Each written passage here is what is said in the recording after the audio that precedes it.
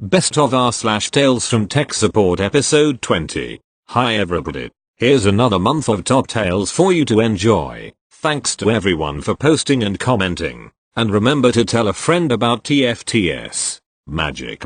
TFTS Top Tales, November 2019. 11/1/19. S. Oh yeah, this is great. By Not Your Nanny. 11/2/19. S. Oh dear, I have no idea. By Cafeteria Bacon. 11/3/19. M. Yes, it crashes every few days. By VK6 Flab. 11/4/19. S. I've tried over and over. By Emily Doom. 11/5/19. S. Stop. By Sage45. 11/6/19. S. Send it to us and we'll figure it out. By Klutsikuk. 11/7/19. S. What about 123 ad loser? By Spatedbustard. 11/8/19. S number. Your stuff is always broken. By Evasive 2010. 11/9/19. L. So you fixed it? By Apophis Rise. 11/10/19. L. The test cell was working yesterday. By Colonel Kazlik. 11/11/19. S. We have trouble with the network. By Evasive 2010. 11/12/19. Yeah, but I don't see what good that would do. By Evasive 2010. 11/13/19. M. C. Everything is plugged in right. By Captain Kishi. 11/14/19. M. It changes the color wrong. By Ravengale. 11/15/19. M. I think we go there now. By Unfeigned Ship.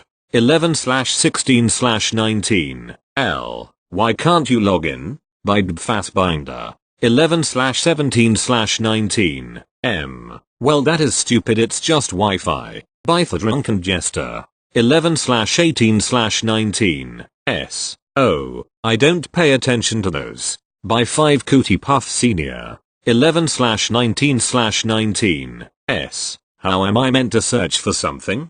By Nodanris Player. 11/20/19. S. I think it's speaking in tongues. By Non-Misery. 11/21/19. S. It's plugged in. Everything works. Your network is crap. By Suitapay. 11/22/19. S. Why are techs always so useless? By Technical Wizardry. 11/23/19. You're supposed to know. By Senkei. 11/24/19. S. This wasn't your responsibility. By Duckpile. 11/25/19. S. How come you are not doing backups? By Pebble Beach 1919. 11/26/19. S. The backups are unusable. By Big Jill 123. 11/27/19. S. Oh, that long? By Nerdy Guy Ranting.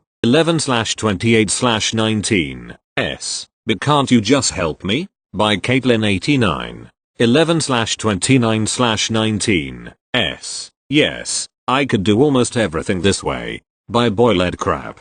11/30/19. S. We're in trouble. By Ironmanly. The full set of TFTS Top Tales by month can be found in our wiki. All stories and quotes are copyright their original authors. No reuse without permission. Thank you. Next. An employee emailed me to let me know her shortcut to our shared drive is gone. It's usually on her desktop. I start a remote session with her, and open the recycle bin. Tada. There it is. I pointed this out, and told her, if it's in the recycle bin, that means it was deleted. To which she replied accidentally, yes, she misspelled the word. Verbatim response here. I said, yes, but typically if something goes missing, you will want to check the recycle bin first. That's where things go when they get deleted, accidentally or otherwise. And that's not even the worst part. I then proceeded to talk to other employees in the office, to which they had no clue what the recycle bin was either, or where it was, or what its function was. Wait, where is it? I didn't know that either. Jesus. @$9 Christ. How, in 2019, do people not know what the recycle bin is and what it's for? I work in the social/mental health field, and granted, these people are middle-aged, but still, most of them have been working here for years. Yes, that's right, years. Like 10 plus years in some cases. How the @ are they just now learning about the recycle bin? Sorry, I just can't even today. I'm so dumbfounded. I don't want to work here anymore. Thank you. Next. This is a long one, strap in. The user is a road sales associate in Kansas. He works out of his home and apparently thinks pretty highly of himself. He requested a new phone and has a $100 allowance for a phone for his role. He just became eligible for a phone and I gave him the form. This is the interaction that followed. Thank you. Next. From the Wayback Machine, circa 1985, we were an accounting software company, and clients, accountants, were converting their computer files from Unix to MS-DOS as they upgraded their systems. We offered a service of converting the client files. They would send in diskettes, and we would read in the data, convert to MS-DOS files, and send them out again. Once time we got a batch of 18 diskettes, one big tarball of data. As we read it in, the system would prompt for the next disk. We got near the end, and it prompted for disk 18. We put in 18, and it said wrong disk. Tried a few times, no dice. Called the customer, what happened when you did the backup? She said, well, it always takes 18 disks, but this time after it was done with disk 18, it asked for disk 19. I didn't have another one, so I just left 18 in and hit enter. Thank you. Next. This is going to be a different type of story that happened a few years ago. It is evident that Sim and IT do have a heart. So I am the IT manager for several locations at my company, but have a small staff of techs, so I am in the field just like everyone else. You're making acquaintances with the people you interact with. Two people in particular, we will call them John and Jane, were friends off the clock and work near each other in the office. Both were married to other people, but both families were friends with each other. I think the families even went to the same church. They were honestly like brother and sister, these two. He had worked for the company for several years and was the supervisor of his department. She was the supervisor of her department and had been with the company for several years as well. John was in his 30s when he caught the flu. It turned very badly. He developed pneumonia and died. Jane took off a few days helping his wife and, of course, Jane's family went to the funeral. A few weeks later IT needed to roll out some significant upgrades. We took John's old computer and rebuilt the OS and software and was ready to roll it out to someone. Jane requested John's old computer specifically. It was set up with the proper software already, so we did not care and assigned John's old desktop to Jane. Then another year rolls by and we are now replacing aged computers. Old computers were gathered and recycled. We had to recycle them. We could not sell them to the employees or anything like that. John/Jane's computer is one on the list. I informed her of the upgrade and she frowned at me. I knew she wanted to keep John's computer, but the computer was like 5 years old by this time, so it needed to go. She told me that she would not be in till after lunch the next day, so I went to work that morning. First I came in late because I went to the store and purchased a shadow box. I set up a new computer quickly and then took John's old computer and removed the CPU from the motherboard. I cleaned the paste off of the CPU as best I could and put the rest of the computer in recycling. I placed the CPU in the shadow box. I then took the shadow box to Jane. Jane, what is this? Me, Jane. A computer is a complicated machine. One of the key parts of a computer is the CPU, Central Processing Unit. Think of it this way, if a computer has a brain, this is it. It is where every instruction that you enter into the computer has to travel through to do whatever you are telling it to do. Jane, okay, me, this is the CPU from John's computer. I thought that you might like it. I know you were friends. She immediately teared up and put her hand to her face. Thank you. She left the company a few years later. Edit. Thanks for the gold. It was a good story about the right thing to do. Thank you. Next. The boss is out sick. I'm out of coffee, and I cringed at the student I had to give this bad news to no more than 10 minutes ago. Me? I work in a school with all 2,000 students utilizing Chromebooks for their work. Our school has a videography class which the students will typically use iMovie on our school iMacs in order to get their assignments done with their semester video project. However, they are also allowed to use their smartphones to film as well as edit, with appropriate software, of course. Not recommended, but it's allowed. A student came in today and informed us that they are trying to send a video they made to their teacher through Google Drive, but it's not able to be viewed by them. She showed us the video file in question. The file was the iMovie project file with the iMovie mobile extension, not the final rendered video. She selected the share to Google Drive option without doing the render first. Strike 1. She still had the video project on iMovie in her phone, but she deleted the raw videos attached to the project, rendering the project useless since the videos are now in recently deleted instead of the camera roll. Strike 2. No worries. Just do a recover all in the trash bin and restore it all back.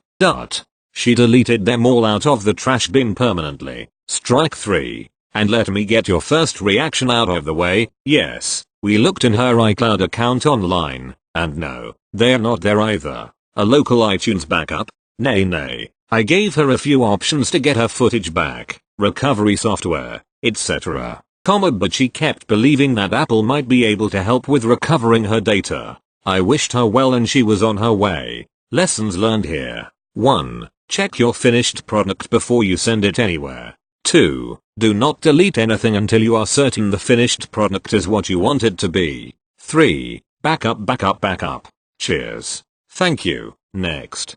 Good morning, TFTS. I figured I could take a little time out this morning and share a story with you from my early days in support when I worked for a cable company. I worked in a business support center, so every call that came into us had the business grade internet or cable, which didn't really mean much other than dedicated technicians and a much higher bill. It's pretty brilliant, when you think about it. Anyways, I joined the team as things were in a transition. The company used to have 6 call centers nationwide, with each one taking a specific region of the country. Each one was well staffed and call volume, from what I was told, was quite manageable. However, things changed and 2 of the call centers were closed. Their regions were split up between our department and another in Texas.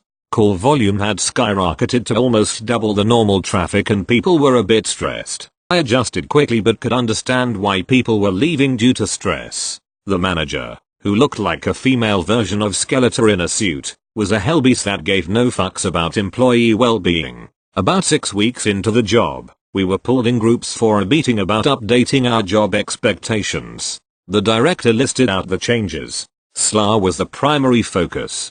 Get the calls in and out. Basically, expected handling time for a call went from 15 minutes to 10 minutes. The call center was taking on another region, increasing volume yet again. If any call hit 10 minutes in length, the call was to be wrapped up and a field tech sent to them. I expected a guy to just burst into the conference room and start waving a gigantic red flag to all of that. I think most everyone was already broken by this point. Since I had only been there a few weeks, I fell on the sword and asked the obvious question and counter to the decision. Why the change in SLA time? Sometimes it takes 10 minutes just to get someone competent on the phone to do troubleshooting. The explanation was a half-assed one about being quick with questions and wasting absolutely no time. White glove treatment still had to be utilized since these were businesses, of course. Nothing screams white glove like a 10-minute SLA where you may not even scratch the surface of the issue. This was going to end badly.